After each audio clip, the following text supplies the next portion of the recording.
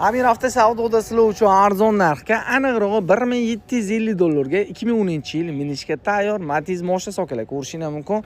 Okalar mashinani mo'ka qilinmaganiga e'tibor bering. Asli okamizga pul so'ragan, to'g'ri olib kelibdilar. Balonlar o'rta holatda, salon qismlarini ko'rishingiz mumkin. Okalar prosto bez gidravlika varianti. Mashinaga chexol, ko'rik polli solingan, magnitofon kolonkalar bor.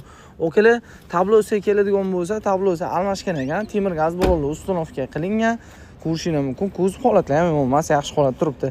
Kraskasiga keladigan bo'lsa, okamiz ham toshni bilmayman deyaptilar. 30% atrofida bor ekan, o'zini uchun buni ham bir qator tekshirtirib, prerka qildirib olaverasizlar.